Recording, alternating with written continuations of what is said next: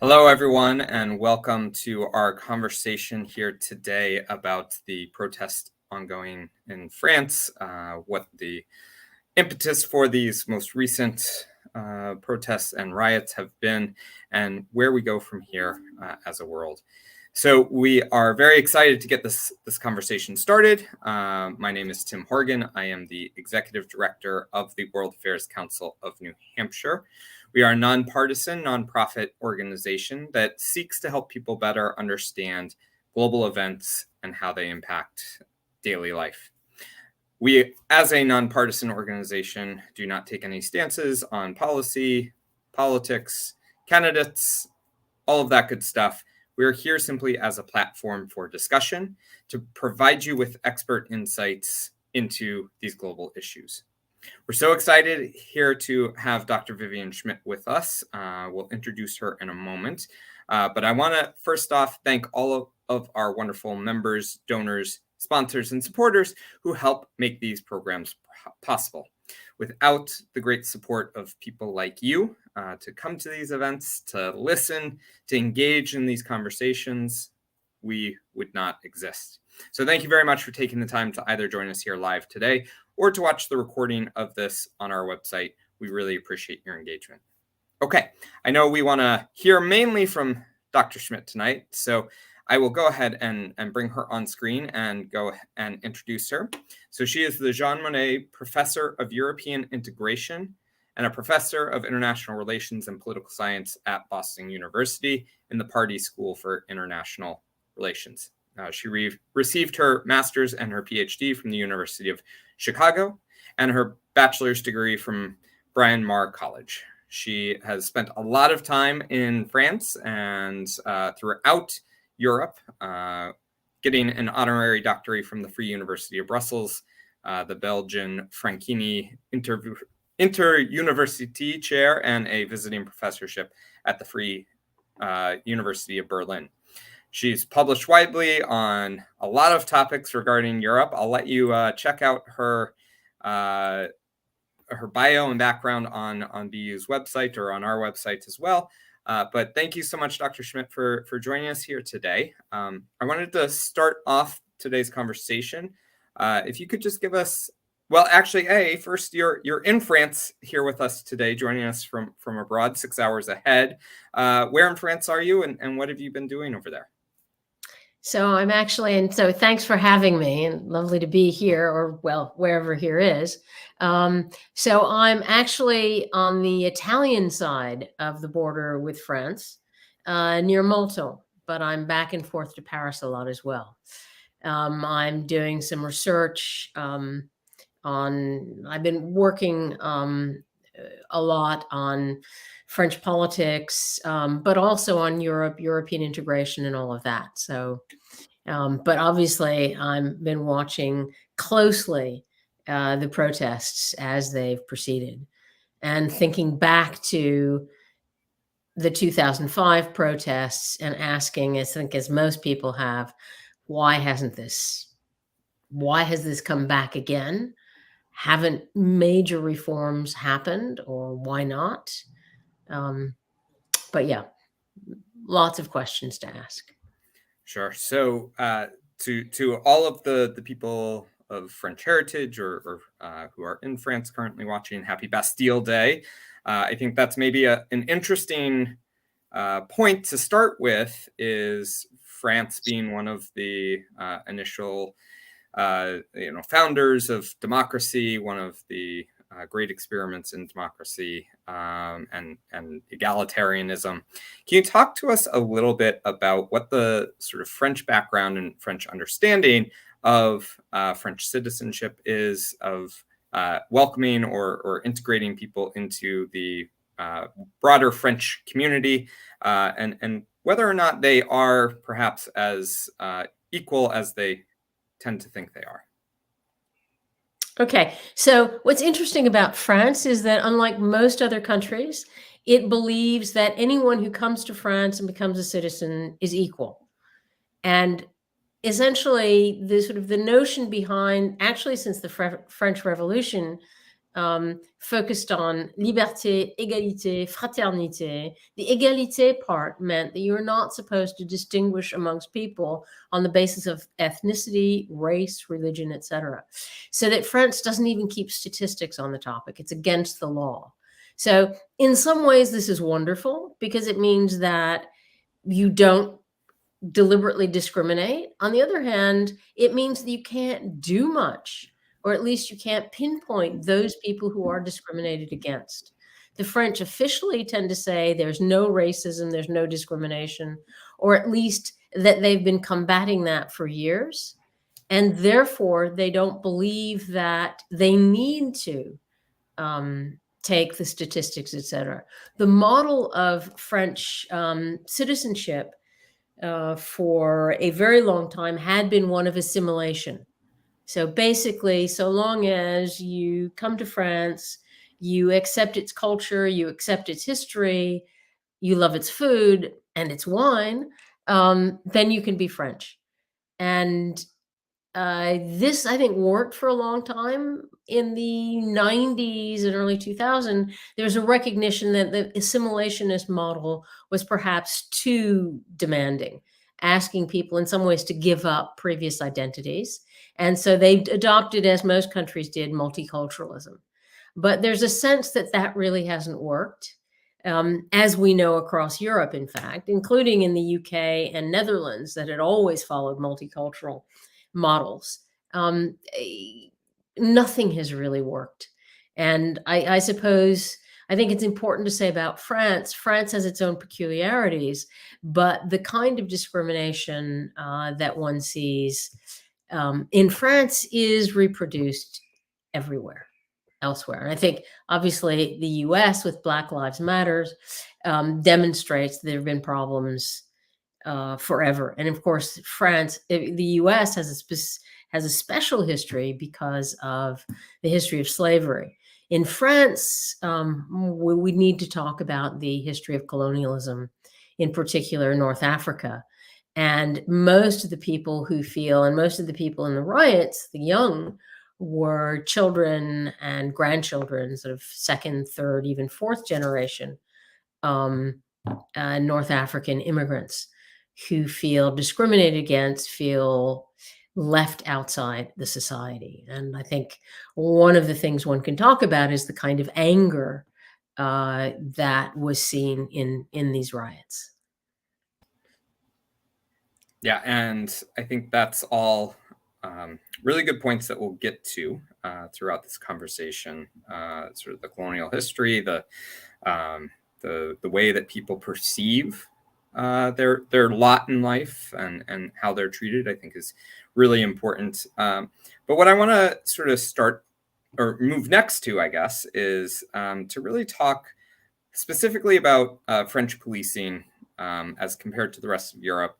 I will make the caveat that I think they had a record number of police killings last year, and it was 13. So there are plenty of other places around the world, including the US, that are seeing much bigger issues around this. But it's something that obviously sparked 6 days of protests and violent riots that caused over $1.1 billion worth of damage. So can you talk a little bit about, I've been reading a lot about how the French approach to policing is a little bit different than the rest of Europe. What do they do that's slightly different? And is it something that might need to be reformed moving forward?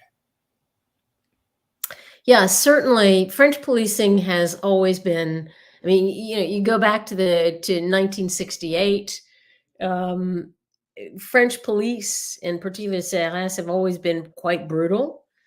But there has been an uptick in the kind of violence that we've seen from police since 2017, when they've been allowed to use their firearms. Basically, the refus d'obtempérer. So if someone refuses to stop at a traffic light and stop for an identity check, and identity control, there's an assumption that they can try to stop the person.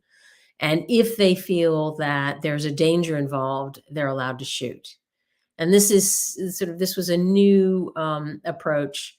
an increase in their ability to use firearms since 2017. And this has led to a major uptick, actually, in shootings and violence from police. Yeah.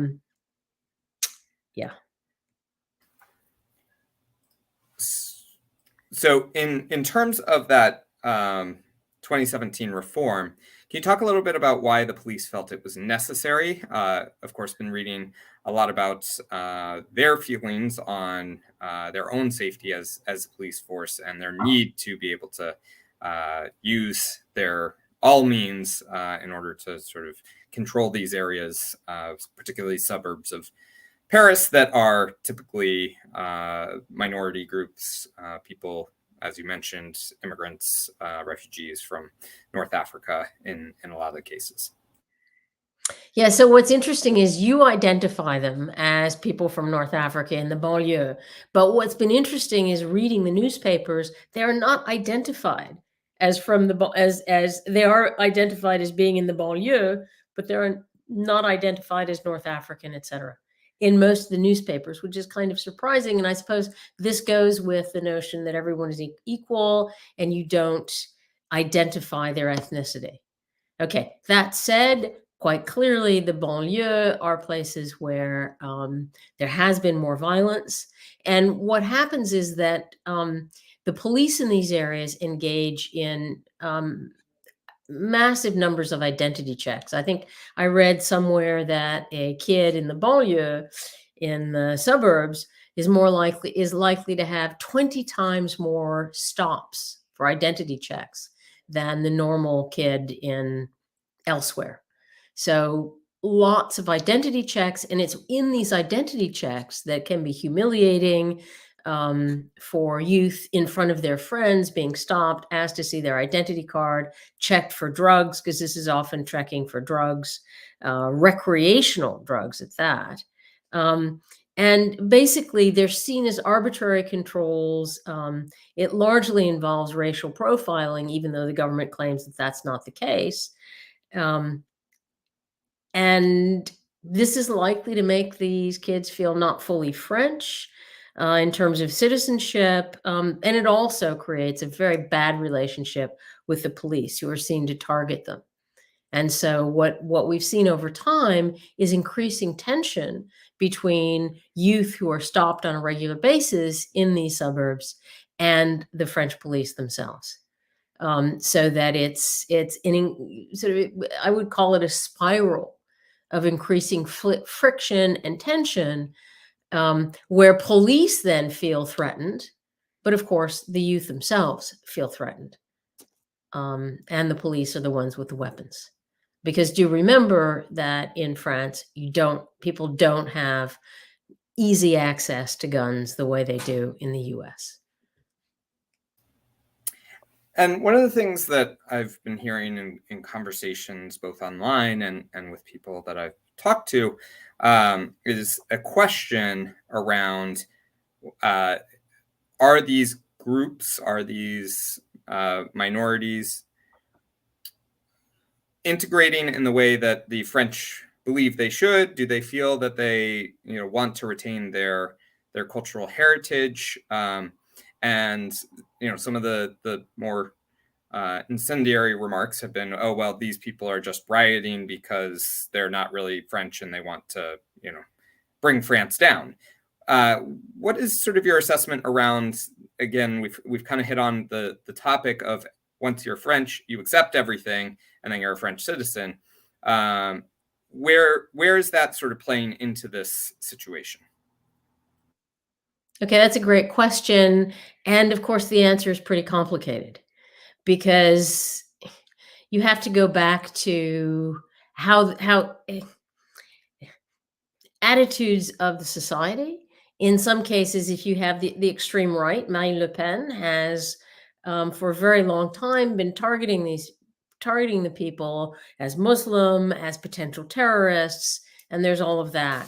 In fact, most of the people want to integrate and are integrating, but they are out in the suburbs. They feel discriminated against in the suburbs. They have less chances. There is discrimination in terms of job prospects. There was a famous study a few years back where two young men with exactly the same resume, um, but with different names and addresses. So there was Mohamed, who lived in the banlieue, and Jean-Claude, who lived in central Paris. Otherwise, the CV was exactly the same. And what happens is that Mohamed gets only 1 offer for a job out of 10 applications, whereas Jean-Claude gets 9 job offers out of 10 per per application, which suggests, of course, that for the youth in these suburbs in the banlieue, they are discriminated against. This is not to say, however, that they're not increasing integration into society, and lots of people then um, do go to university. There have been lots of programs to try to ameliorate schools, to create after school programs, and the like. So that more and more people of North African descent, of migrant um, families, are integrated into society. However, there's still lots and lots who are left behind in the suburbs. And for the kids who are rioting, the 13, they're as young as 13 and go into their early 20s, they're just angry. And so, one of the things that you mentioned a little bit earlier, as you watch these protests and these riots occur, is what happened in 2005 after 2 young men were chased by police. They hit an electrical substation and ended up being electrocuted to death. The French government had to implement a state of emergency, and it was one of the biggest issues and challenges that France has seen, at least in the past 20 or so years. Can you talk about the similarities, differences in terms of what we saw then and what we're seeing now? So actually, I think it's pretty similar. And what's interesting is there are lots of studies of the 2005 riots, which seemed to come out of the blue. They went on for 3 weeks, so much longer than this. And there was a sense at the time that actually they weren't protesting because they hated France. They wanted to be accepted by the French. They wanted to be seen as French and felt themselves unable, sort of without access to the society at large and to the kinds of things that everyone else gets in the society.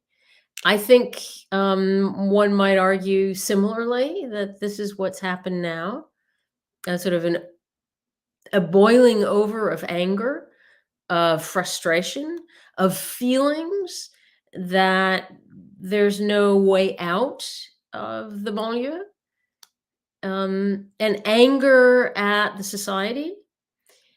At the same time that it's also, to be fair, there are lots of programs to help people. France has one of the most generous welfare states, as we know, in Europe. So it's not that people are starving. There's a kind of minimum income of insertion into employment. There are a whole range of programs. I think that what surprised people most, but I think for Americans this is not surprising, is that the youth were burning the very facilities that they themselves and their parents need and use and benefited from. So they firebombed the buses, the schools, the social centers, the after-school centers. So it's sort of anger that ends up making everyone living in these areas more miserable. Makes it harder for their parents to get to work in the mornings because the buses are no longer functioning. It means that after school programs can't happen. I mean, all of that was highly problematic. But I say that for Americans, this is not surprising. If you think back to riots that we've seen in the US, go back to Watts, for example. US is always ahead of these things. People burn up their own neighborhood. It's a kind of, let's call it irrational anger, and you strike out wherever you can. And I suppose and what's one thing that was really interesting is that in many cases, parents and other kids went out to save the schools or to save the community center from being firebombed. In some cases it worked, in other cases it didn't. But so there certainly are comparisons between 2005 and today, and that's a long time since 2005. There have been programs, but clearly nothing's been fully successful. The banlieue still exists. Call it, there are many words that one can use to describe what's, sort of systemic racism or institutionalized discrimination. But it's also, it's also what happened when these were created as separate places for North African workers to come live. And this became where they continue to live. They've been cleaned up some, but as in all such kind of tenement, they call them HLM, tenement-like areas. Not a pleasant place to live. It's also far from the center where things happen. So these kids also feel very much outside the mainstream and unable to get into it. And that's true now, and that was true in 2005. Okay, so let's move to the killing of Nael, a 17-year-old boy of Algerian and Moroccan descent, I believe. He was stopped by police after leading them on a bit of a chase through the city. He was known to police previously, but did not have a criminal record. I don't want to spend too much time here because I think it's been covered pretty well by the news media. But what are some of the important things people should know about the traffic stop and killing itself before we get more specifically into what it sparked in the following days? Yeah, there are different stories told. I mean, the policeman who fired the weapon claimed that he'd been pushed and he hadn't intended to kill Nahel. But there was a video. Fortunately, the police initially provided a very different account of what happened, and then only because there was a video of it did it become clear that this guy had shot. The police officer had shot Nahel at close range, and I mean, so much so that Macron came out and essentially said that this fellow was at fault, and then had to back off of that a bit because, of course, this has to go through the proper judiciary process. But I want to add here that Macron himself had a difficult time here because he couldn't do too much in the short term because he was walking a tightrope between Marine Le Pen, who was milking it for all it was worth in terms of a pro-police and anti-immigrant discourse, and then the aggrieved community and the clear injustice involved. What's interesting to me about all of this is that Macron and others kept saying, we understand the anger, but could not comprehend the destruction. And there's sort of a lack of comprehension. And you see that also in an unwillingness to confront questions of systemic racism, et cetera. In fact, the French government came out with a statement saying basically that there is no such thing as systemic racism in France. We do everything we can to integrate people There's a law that the government put through, or rather a plan for, what was it, fighting against racism, anti-Semitism, and discrimination. And the prime minister put this out in January 30th, 2023. So there's a sense that, no, this shouldn't have happened. And there's a claim that there's no ethnic profiling. But of course there is. And I think this is part of the problem.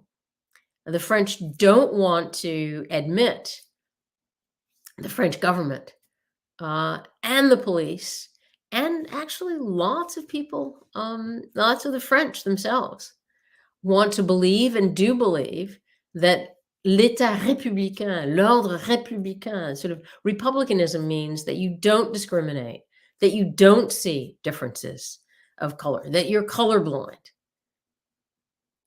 that you're blind to ethnicity and religion. So that it, in some ways, as I said much earlier, it's a good thing, but it's also a bad thing, because it means that they can't really address these problems.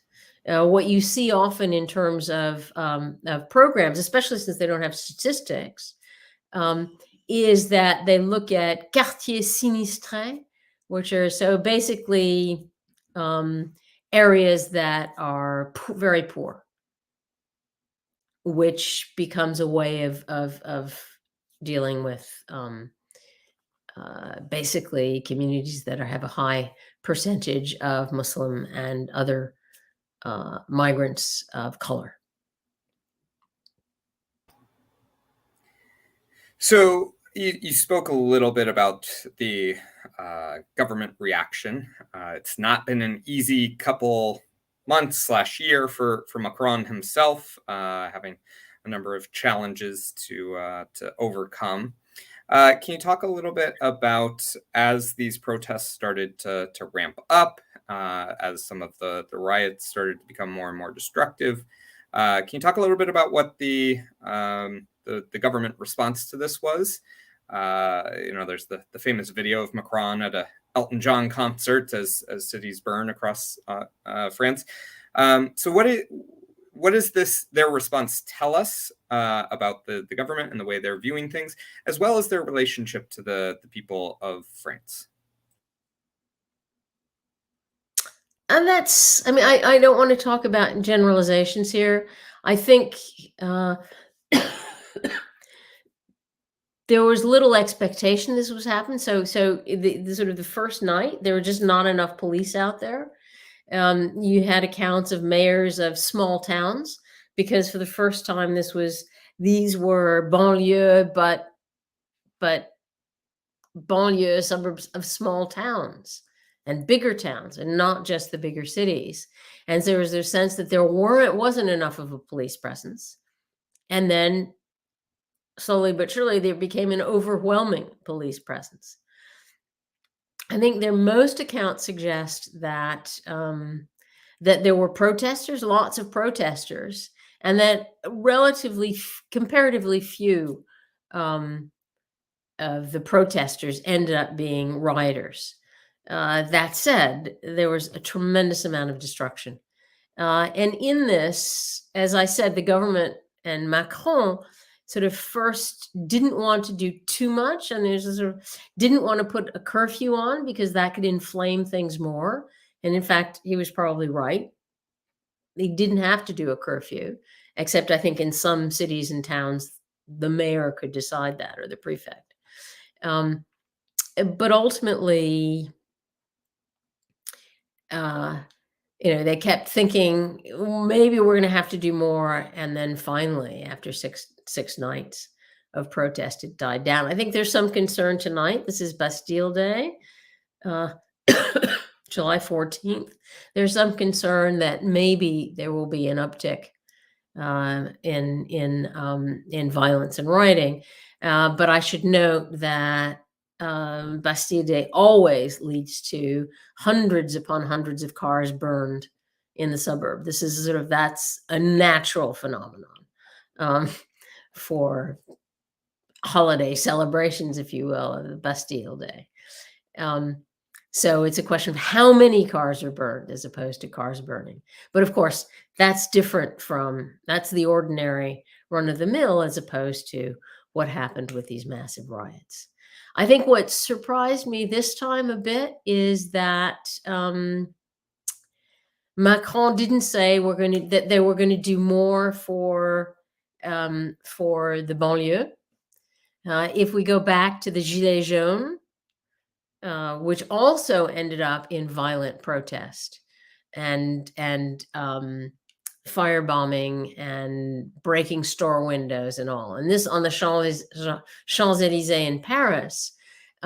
What you saw is that Macron did throw a lot of money at the Gilets jaunes at the end. And took it seriously enough to create the grand débat, the big debates, went around to try to quell it.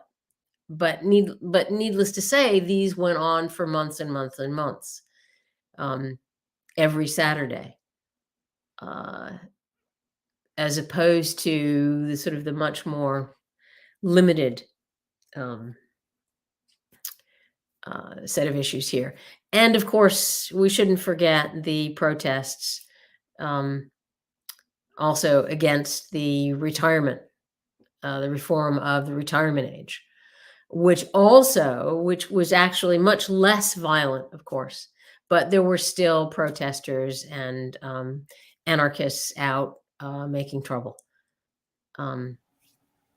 at sort of often late in the evening and toward the ends of protests. So I suppose, to be fair to the police, they've been under a lot of pressure for a very long time and called upon to try to dampen things down and to stop rioting when it occurs. That said, they are sometimes, or arguably oftentimes, the ones to push people into violence by their own actions, by shooting tear gas grenades before anything happens and that sort of thing. So there are certainly tremendous problems with the police, but I suppose we also should consider the kind of stress they've been under. Sure, and I appreciate the balanced approach there. One thing that really sort of interests me from your response there is the indication that we should expect to see cars burnt on Bastille Day.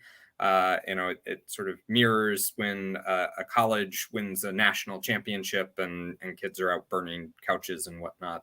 But one of the things that I'm sort of that really peaks for me there is there are going to be pictures of cars burning. There are people who are going to use those pictures to tell a story about these, the return of the riots or whatever story they want to get out there. How many cars, I don't need an exact number, but how many cars would be surprising to you for a Bastille Day celebration? Just so that our audience has a bit of context when they start reading those articles. I really can't say. I can't remember.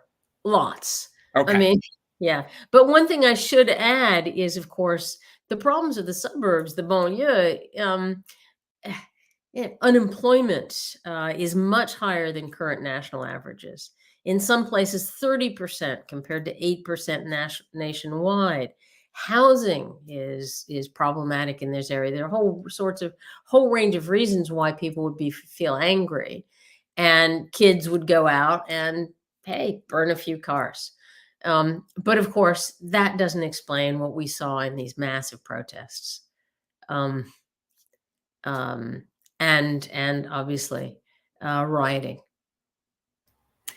So one of the things that the U.S. has sort of struggled with in our national conversation around the Black Lives Matter protests and riots that have been associated with that is the difference between protesters and rioters. Can you talk a little bit how France might be having that conversation right now? Are they making a differentiation between the protests and the riots? Is everybody being lumped in, or is it just depend on perspective?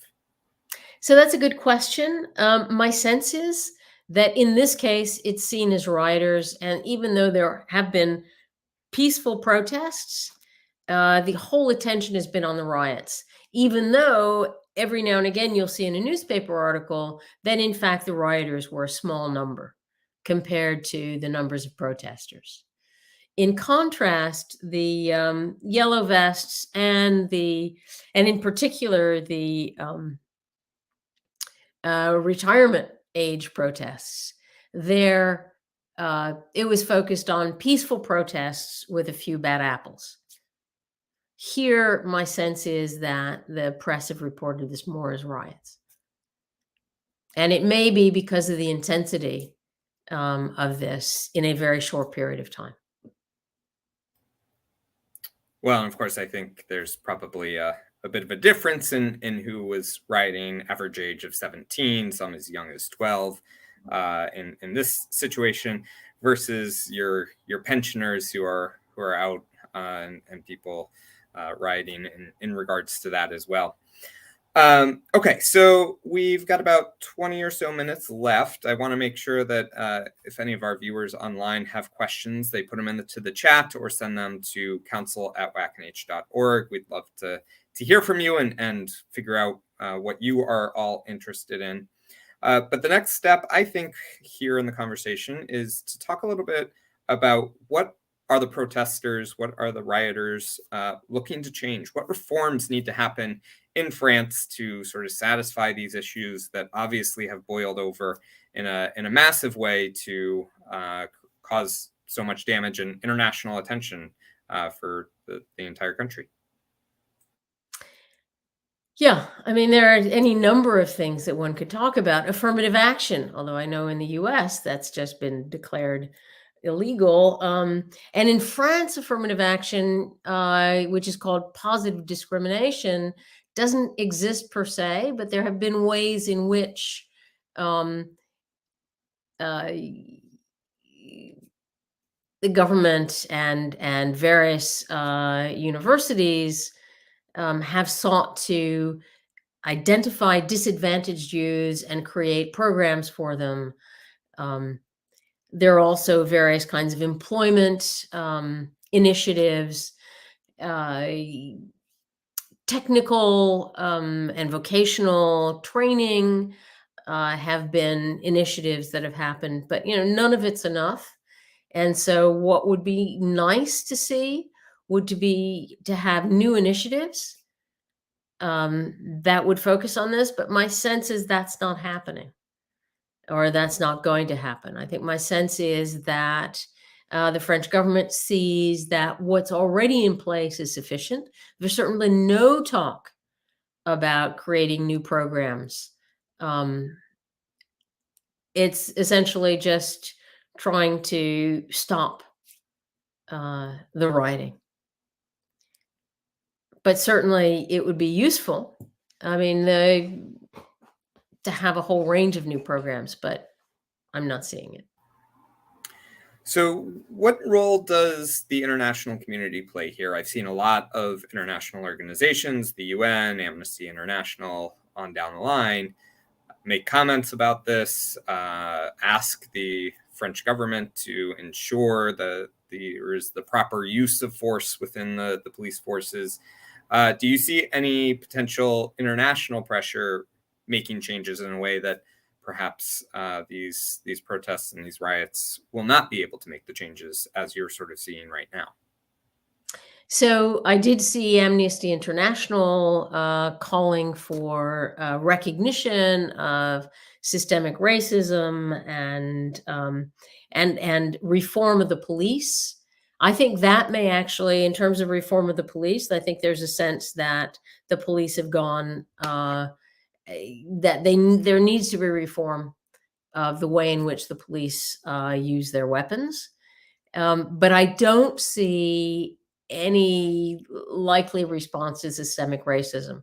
I think that for the French in particular, they see that as an insult. I mean, yes, you have on the left many people arguing that there's systemic racism, but certainly the government doesn't see that, and many on the right, let alone the extreme right, don't see that as an issue. They see welfare, a generous welfare state. They see attempts to address many of the concerns. They see, I've been reading articles on how the community workers have been shocked and dismayed because everything they've built has gone up in flames. But they're not suggesting that this is that things are that bigger things need to be done. I think they're just seeing things as incomprehensible. The anger, although a recognition that the anger is a result of youth in particular feeling frustrated, not having sufficient life chances. But it's almost as if there's a disconnect between recognition of the problems of the youth there and issues in the wider society. Yeah, and I find it interesting Macron has targeted violent video games as a cause here, which I've been doing some reading around, and the studies show it's a much more political tool to blame video games than an actual research-based tool, so that they don't have to go and make broad-based changes. We can blame parents, we can blame video games rather than taking a hard look at ourselves. Yeah, and in fact, they did. The big thing was telling parents to take care, to make sure that your kids stay at home, and essentially suggesting that parents had tremendous responsibility. And they were also blaming not just video games, but social media, that people were going out and videoing the rioting and firebombing, and that this inspired others to do it. So there had been at some point a suggestion that was not taken up to close down the social media for that reason.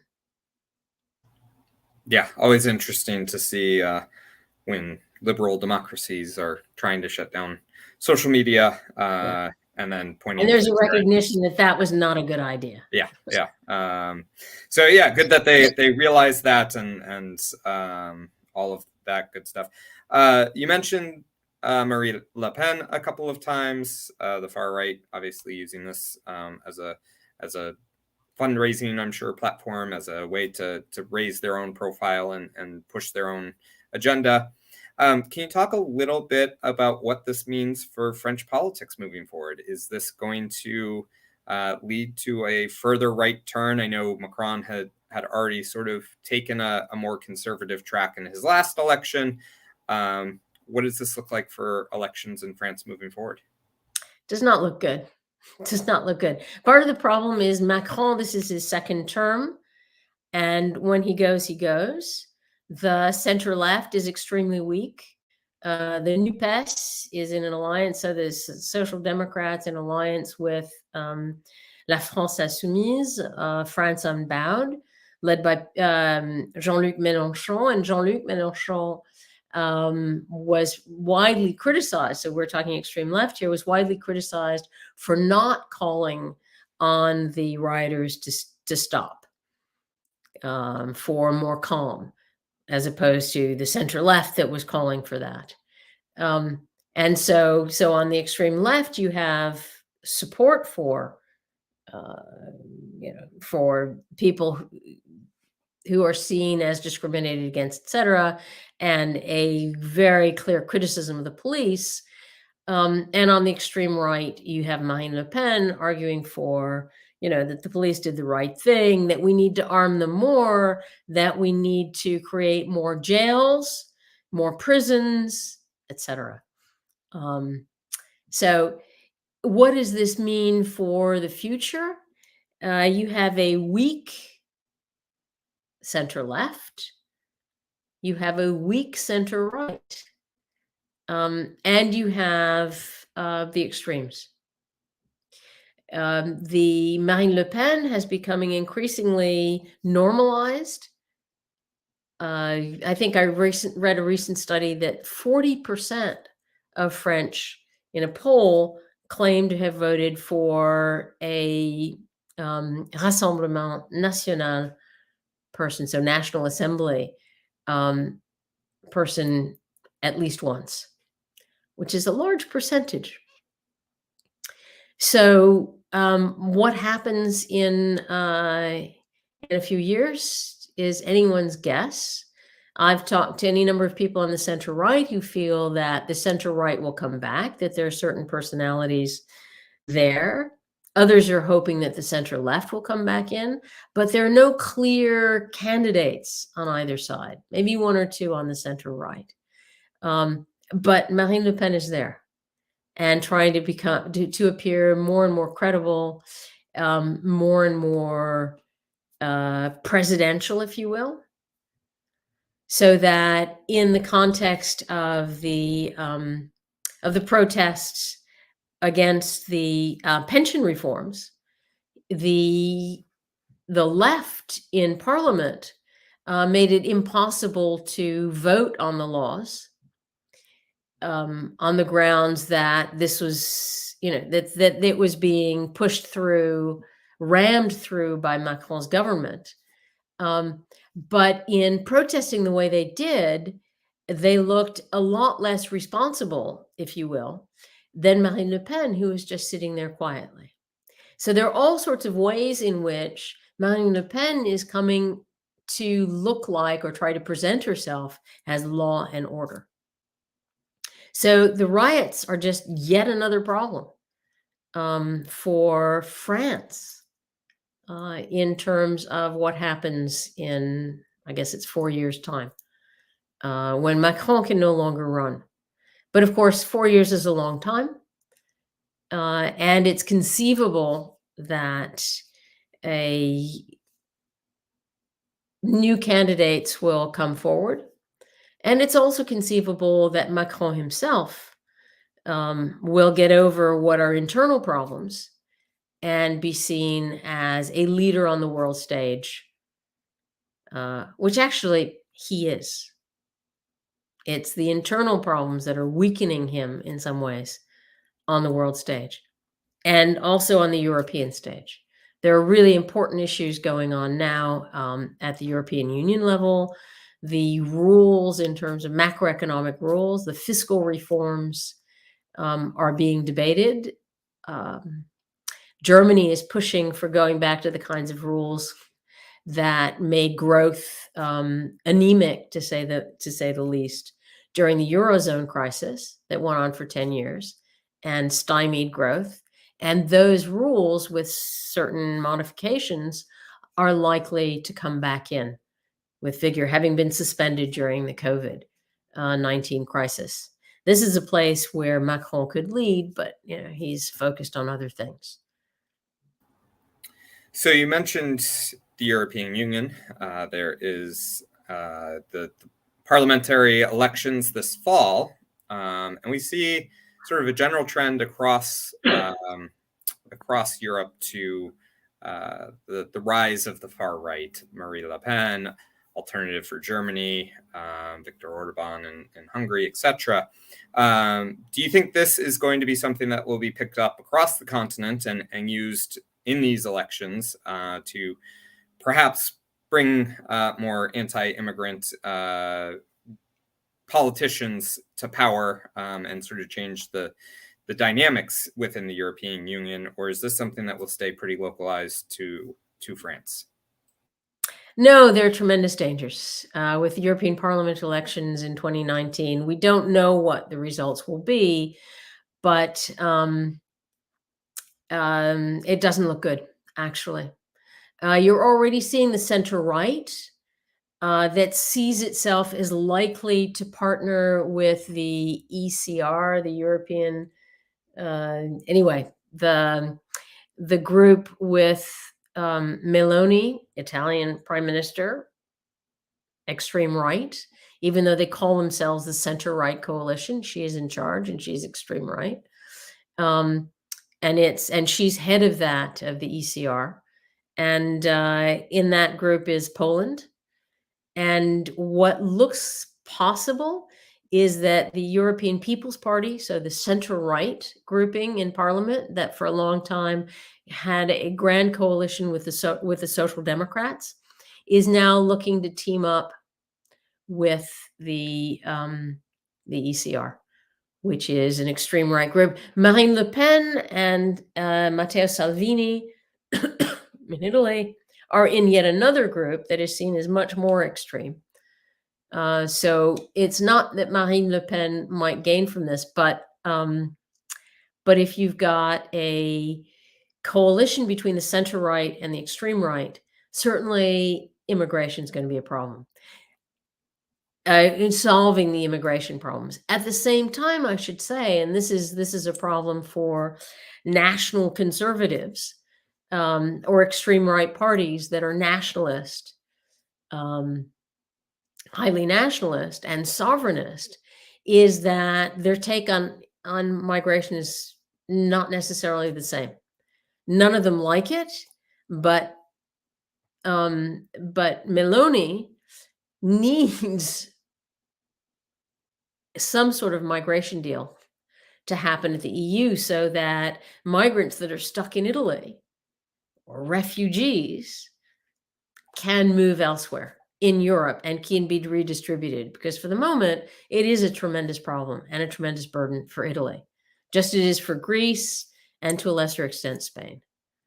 And she had a problem in the last summit because she was trying to get a deal on migration policy, and Orban and the Polish prime minister basically nixed that. So it may not be that you see much backward movement. You just won't see any movement in terms of migration policy. But it's not just migration policy that's at issue. It's also climate change, addressing climate change. It's also the potential of having EU level fiscal capacity, EU level debt to address the challenges of climate change, of the green transition, the digital transformation, and addressing inequalities. This is what was part of the Resilience and Recovery Fund that happened at the time of COVID, but this is a temporary fund. And there's a lot of pressure from a lot of quarters, particular think tanks, to create to make it possible to have EU level debt. France has been pushing that. Macron has been pushing that a lot. Italy has as well. Germany and the so-called frugals, Northern Europeans, are not interested. In fact, they're opposed. And where the extreme right is in these different countries depends, I suppose, on a whole range of factors. But if you get a change in the majority in the European Parliament to a conservative extreme right mix, you can forget about EU level debt for a very long time. And thus you can also forget about the EU addressing all of these issues in a robust way, in a way, for example, comparable to Biden's Inflation Reduction Act and the CHIPS Act and all of that. The EU is already not there and not necessarily going to do something unless we get different results in the European Parliament. Okay, we have a question that's come in online. I hadn't heard about this until this question came through, but there was a recently passed law that is going to allow the French government, French police, to basically open up cell phone cameras, record things from people's devices who are suspects of various higher level crimes, and they're just wondering what, if any, thoughts you have on that, and how that might affect some of the relations between the police and communities moving forward. Yeah, I saw that. I'm not quite sure if it's going to be if it's going to be maintained as constitutional.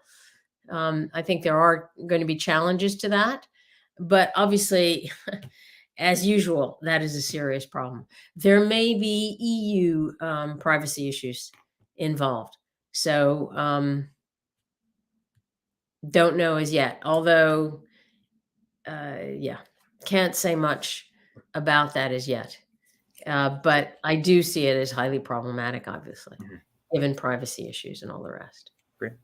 All right. Well, I think we're just about at time here. So I'd love to leave our speakers the opportunity to finish up with anything that you think is important for people to know that we might have missed in this conversation. I think we covered a lot, and thank you for your insights. But any final thoughts or comments you'd like to leave our audience with? I suppose the only thing I'd like to leave our audience with is the sense that even though I've made some comparisons with the US, it's tremendously important to recognize how very different all of this is. That France is very different, that its whole approach to these issues are very different, that it's really committed to equality. It may not do a good job of it. And there are tremendous problems that it can't address. Yeah, but dangerous to bring in too many comparisons with the US, despite the fact that I did them. I think it's as much to see that these are different. There may be similar kinds of problems, but they're nonetheless different because they come from a very different, deep cultural history, deep problems in terms of colonial history, but a very different one from the one that we see, from the ones that we see in the US. And also different, and I think that's really important, from the ones you see in the UK, in the Netherlands, in Germany. And that's because I think each country has its own particular kind of history, particular kind of experience with immigration, and different kinds of immigrants, actually. So for France, it's as much the Maghrébins, the North Africans, as anything else, which is very different, say, from Turkish migration in Germany, or in the UK, migration from the Commonwealth. All have very different experiences.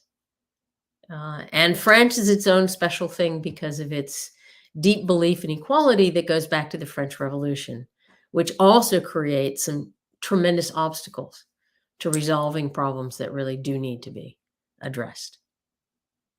So I think I'll leave it at that.